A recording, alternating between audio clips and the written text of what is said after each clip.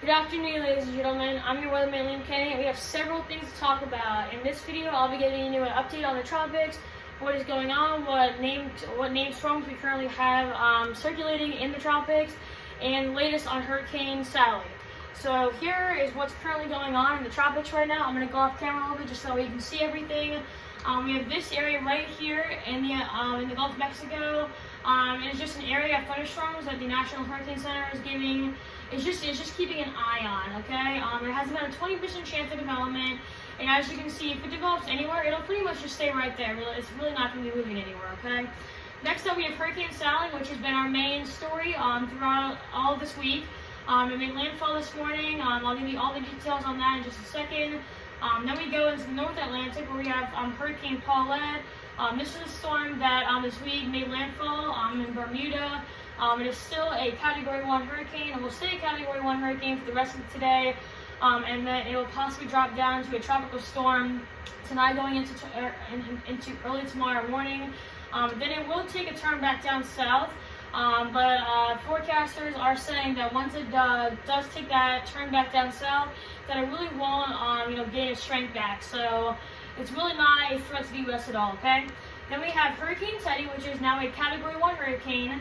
It'll move off to the northwest, and I'll give you all the details on that in just a second. Then we also have Tropical Storm Vicky that will continue to move off into the west, and once again, I will give you all the details on that storm in just a second.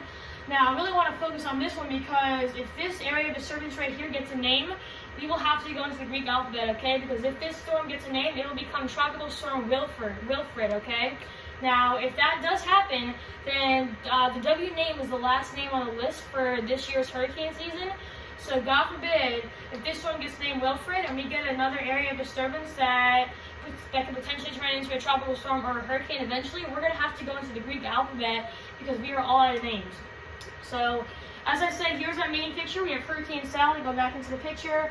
You guys know that it's been our main story throughout this whole entire week.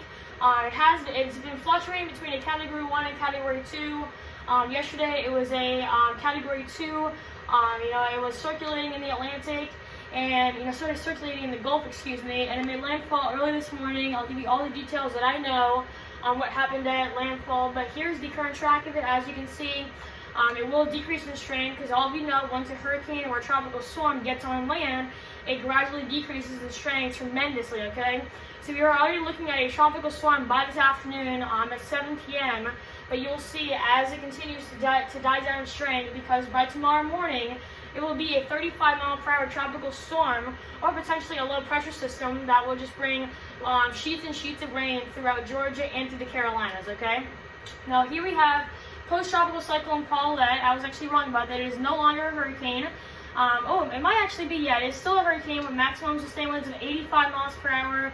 As you guys can see, as it heads towards the northeast, it will gradually decrease in strength from a 70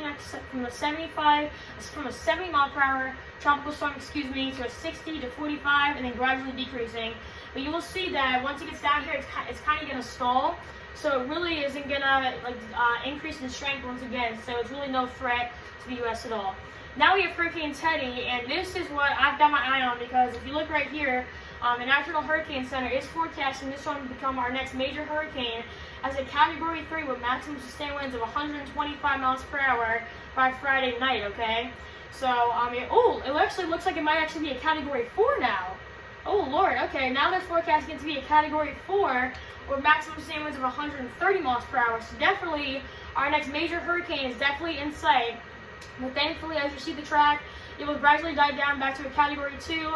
But unfortunately, it looks like Bermuda could be seeing another hurricane making landfall within this week, because look at that. It looks like it'll be pretty much making landfall directly in Bermuda as a Category 2 hurricane with maximum sustained winds of 105. So definitely not a good situation for Bermuda at all, but thankfully it doesn't look like, as of right now, it will not pose any threat to the U.S. coast. Now we go to Tropical Storm Vicky. I mean, how many storms are we going to get? We have about 5 to 6 currently named storms right now in the Atlantic Basin. So once again, another storm, but by look at this track, thankfully it looks like it will be decreasing in strength, going from a 40-mile-per-hour tropical storm on Wednesday to a low-pressure system with maximum sustained winds of 25 miles per hour on Friday. and it will continue to head off to the west towards the U.S., but I mean the U.S. is way over here, so absolutely no threat to the U.S. It pretty much looks like, okay? So this is our potentially last named storm of the season, Tropical Storm Wilfred. Once again, if this storm does get named, and one of these, big clusters, thunderstorms all the way on the right gets a name, we will have to go into the Greek alphabet because we are out of named storms for this season, okay? So this is just an area of development that we're watching. As you can see in the red, this is the area that the National Hurricane Center is currently watching under investigation for this storm to potentially turn into a tropical storm or eventually a hurricane. Now, as you can see, within these next 2 days, it has a 50% chance of turning into something, and then within the next 5 days, it has a 70% chance of turning into something. Okay, so once again, all these storms we just got to keep a very close eye on because not every single one of these storms has a threat to the U.S., but you never know; it could always change. Okay, so now I'm going to turn all our eyes to our main storm, Hurricane Sally. This is a graphic showing you everything happened at the landfall of this storm. As you can see, it was at 6 a.m. this morning, right near Gulf Shores, Alabama, right there. It's about maybe 20 miles just southwest, of Pensacola, Florida. As you can see, it was a Category 2 maximum sustained winds of 105 miles per hour with a pressure of 965 millibars. So, I'm not sure why that was still on there. I must have forgot to take it off, excuse me.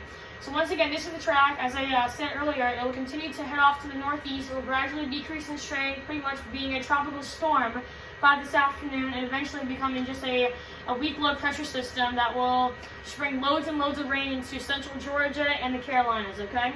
So I want to get now into what's going to happen locally. Before I do that real fast, I want to give a big shout out to ABC 15's chief meteorologist, Ed Piotrowski, for all of these graphics.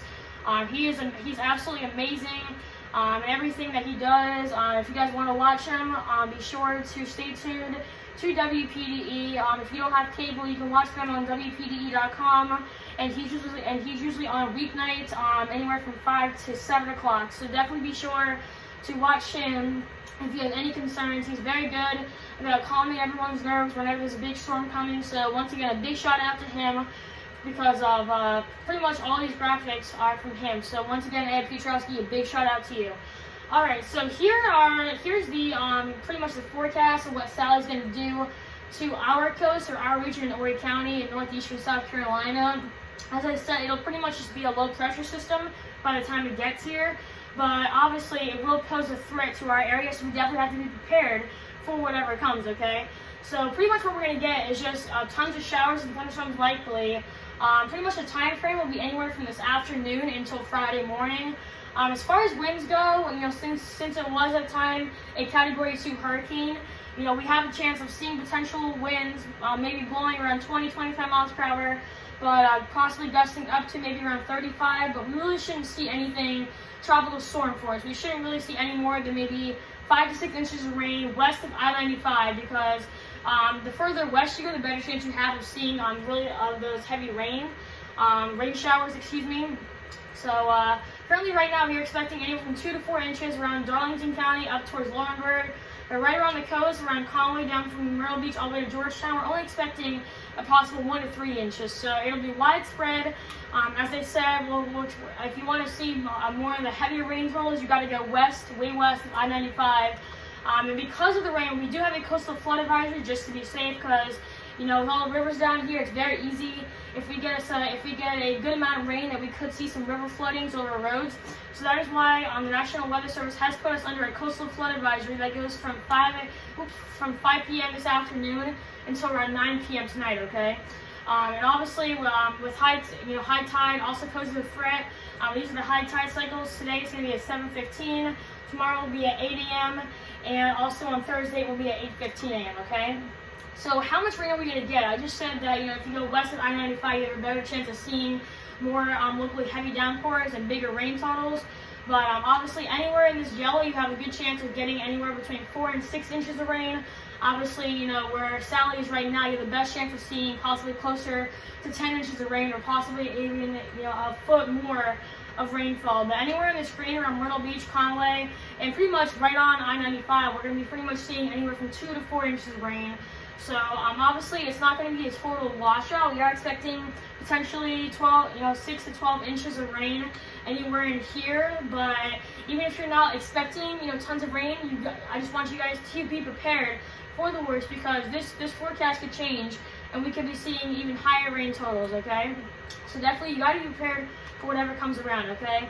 And as I said, we are under that coastal flood advisory, but obviously anywhere in this red area from Montgomery all the way up to Charlotte, going through Greenville, South Carolina, up through Charlotte, North Carolina, we have a moderate risk of seeing flash floods. Obviously, where Sally's eyes right now, near Gulfport and Pensacola, Florida, you have a very high risk of seeing that flash flood because Sally is moving so slow. I think the last advisory they said that Sally is moving north-northeast at 3 miles per hour. We could walk faster than 3 miles per hour. So this thing is moving slower than an average human can walk, okay? That's why we've seen so much rain. We've been seeing more rain with this storm than we did see with Laura 2 weeks ago. And Laura was a Category 4. This is only a Category 2. We're seeing potentially over 30 inches of rain right along the coast of where Pensacola, Florida is, and anywhere on the Gulf, Gulf Shore in Alabama. So that's why they put out those flash flood warnings and those flash flood emergencies, because just because of how much rain is going to be falling. We were seeing possible 3 inches falling every single hour, and if you pile that on with storm surge, we're seeing catastrophic numbers of rain, okay?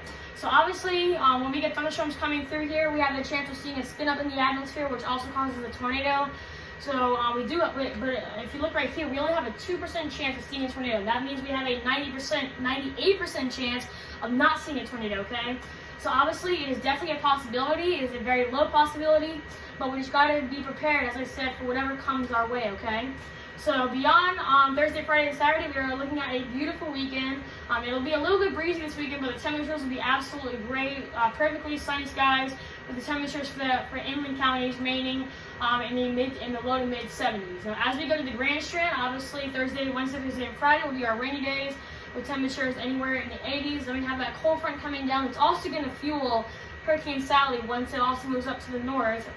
That will bring our temperatures down about 5 degrees or so. As you can see, we go from 80 on Friday to 75 on both Saturday and Sunday. So once again, an absolute beautiful weekend with sunny skies, with the temperatures remaining in the mid 70s. And that will pretty much be the case as we go all throughout next week. Look at this. Monday through Friday of next week, we're looking at absolutely beautiful conditions. Sunny to partly cloudy skies with the temperatures, with Monday, Tuesday, Wednesday, and Thursday being in the mid to high 70s, with Friday being in the low 80s. So that is all I have for this video. I really hope you guys have enjoyed my video. Please be sure to like my videos if you're enjoying the content. Be sure that you are subscribing to my channel, and that you are also hitting that notification bell, so that way whenever I post a video on YouTube, you will get notified right away, okay? And once again, a big shout out to ABC 15's chief meteorologist, Ed Pietrowski, for pretty much most of the graphics in this video. Once again, if you do not have cable, head to WPDE.com and click watch live, and you can watch him every weeknight, anywhere from 5 to 7 o'clock. And once again, he is really good at easing your nerves, especially when we have a major hurricane on our hands that's heading towards us. Even though this one is not going to hit us directly, we're still going to get obviously some of the impacts from this storm, like potentially some river flooding, and potentially somewhat more wind than we would normally expect on a normal day. So be sure to watch him weeknights at anywhere from 5 to 7. And if you do have Spectrum if you do have cable on Spectrum, I believe it is channel 9 that you can watch him. But once again, if you do not have cable, you can definitely watch it online. Just head to WPDE.com and press watch, and you can watch him right there. So that is all I have for this video. Once again, I thank you guys so much for watching. Please be sure to stay tuned to my channel for the latest updates on this hurricane season, and potentially what names. I'm curious to see what names we will be getting into with the Greek alphabet, considering that we are very, very, very close to naming, once again, our last name storm of the season, which will be Wilfred. So once again, thank you guys so much for watching. Hope you guys are staying safe if you were impacted by Sally last night. And I hope you guys are all staying safe, and I will see you next time.